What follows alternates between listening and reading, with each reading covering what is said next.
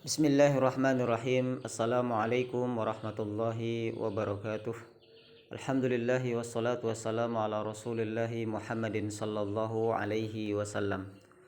Bersyukur kita kepada Allah subhanahu wa ta'ala. Kita lanjutkan pembahasan kitab Hidayatus Sibyan. Pada kali ini kita pahami pelan-pelan apa yang ditulis oleh musannif tentang muqaddimah. Muqaddimah sudah pernah kita bahas, kita lanjutkan juga kepada bab ahkam at-tanwin wan nun as-sakinah. Kita mulai dengan al-basmalah, kita jaga adab kita terhadap majelis ilmu ini, kita memuliakan ilmu, semoga Allah memuliakan kita dengan kita memuliakan ilmu. Mudah-mudahan para malaikat mendoakan kita karena kita berada dalam majelis ilmu, membahas ilmu-ilmu yang berkenaan dengan Al-Quran. Amin ya rabbal alamin. Yang pertama yaitu al-muqaddimah. Ada salah satu abiyatin, jadi 3 bait. Alhamdulillahi wa shalla rabbuna ala nabiyil mustafa habibuna. Segala puji bagi Allah Tuhan kita, Allah subhanahu wa ta'ala, dan juga salawat untuk Rasulullah Muhammad yang dipilih. Muhammad Rasulullah sallallahu alaihi wasallam adalah kekasih kita. Habibuna, habib itu artinya kekasih. Jadi kalau ada orang namanya Habib itu maksudnya adalah kekasih. Habibuna, na itu kembali kepada kami. Wa alihi wa sahbihi wa man qara, dan juga untuk keluarga-keluarga Rasulullah sallallahu alaihi wasallam, untuk keluarganya, maksudnya ali itu keluarga. Wa sahbihi, para sahabat. Wa man qara wa haka fit tajwidi nadhman hurrira sammaituhu hidayatas sibyan arju ilahi ghayatar ridwan. Jadi setelah memuji Allah, bersalawat untuk Rasulullah, keluarganya, para sahabat, dan orang-orang yang mengikutinya, tentu beliau mengatakan inilah ilmu tajwid secara nazam yang beliau tulis dan beliau sebut dengan Hidayatus Sibyan.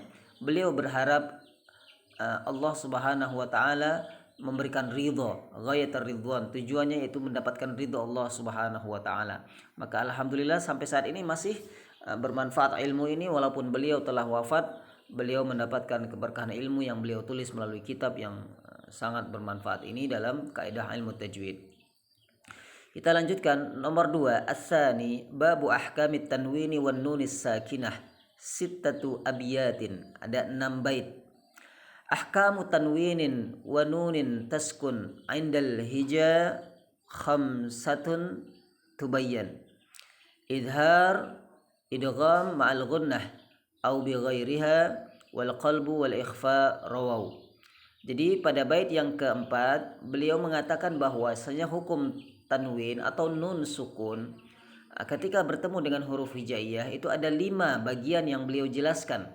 Yang pertama adalah idhar, kemudian idgham, kemudian idgham itu ada ma'al gunnah dan juga tanpa gunnah, wal qalbu yaitu iqlab, dan juga ikhfa. Fa idhar ladai hamzin wa ha wal ain summal ghain summal kha. Jadi ini kita sudah mempunyai landasan sekarang, yaitu yang namanya idhar. Kata Syekh Sa'ad, beliau mengatakan bahwasanya yang namanya idhar itu ada huruf hamzah, ha, ain, ghain, yang mana sebelum huruf-huruf ini ada tanwin atau sukun. Wa adghim bi gunnah, dan dengungkanlah kalau ada yanmu, la idza kana bi kalimatin kadunya fanbida. Jadi kalau ada satu kalimat nun sukun bertemu yanmu, maka tidak berlaku yang namanya idgham bi gunnah, sama dengan pendapat dari Syekh Sulaiman Al-Jamzuri. Wa adghim bila gunnatin fila wara, dan idghamkanlah dengan tanpa menggunakan, memberikan dengung pada 2 huruf yaitu lam dan ra. Contoh wailul lil mutaffifin, huruf lam. Ra mir rabbika, jadi tidak boleh kita baca mir, jadi cukup mir rabbika. Wailul lil mutaffifin. Wal qalbu itu iqlab, jadi ada huruf ba yang diganti menjadi mim. Jadi misalkan mim ba'di, jadi kita membaca dengan idbaq atau furjah sesuai dengan yang kita pelajari, boleh dengan merapatkan bibir atau dengan memberikan ruang sedikit sehelai kertas untuk bisa ada jarak antara dua bibir. Min ba'di. Wa ahfiyanna 'inda baqil ahruf jumlatuha satu ashrin fa'arif. Beliau mengatakan kalau ada huruf-huruf selain yang tadi di atas, ikhfakanlah, samarkanlah. Jumlahnya khamsatu ashrin, ada 15, dan ketahuilah, maka hendaklah kita mengetahuinya yang 15 huruf itu selain dari huruf-huruf yang telah disebutkan di atas. Kemudian babu ahkamil mim wan nun al musyaddatain wal mim as-sakinah. Jadi pembahasan yang kedua pada 4 bait setelahnya, yaitu tentang idgham, tentang mim dan nun yang ada syiddahnya. Contoh amma yatasaalun.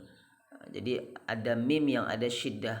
Wa gunnatun qad aujabuha abadan fil mim wan nun idza ma syuddida.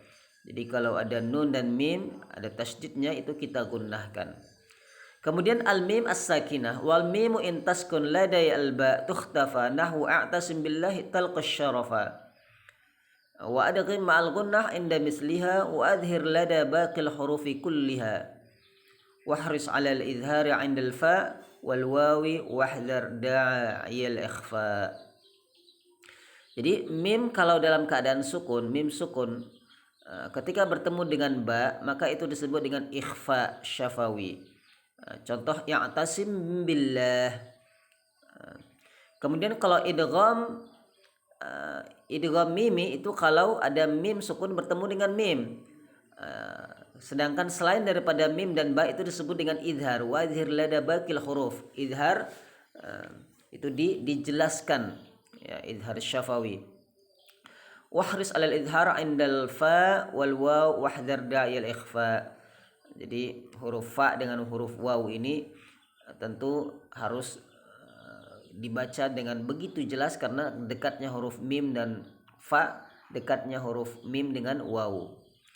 Nah, jadi inilah halaman pertama dari makalah yang bisa kita sampaikan, semoga bermanfaat. Daripada sumber kitab ini, kitab Hidayatus Sibyan, semoga bermanfaat. Tetap istiqamah, insyaallah kita lanjutkan lain waktu. 13 bait ini kita kuasai, kita baca terjemahnya. Mudah-mudahan Allah Subhanahu wa taala memberikan kita ilmu bermanfaat. Amin ya rabbal alamin. Subhanakallahumma wa bihamdika asyhadu an la ilaha illa anta astaghfiruka wa atubu ilaih. Assalamualaikum warahmatullahi wabarakatuh.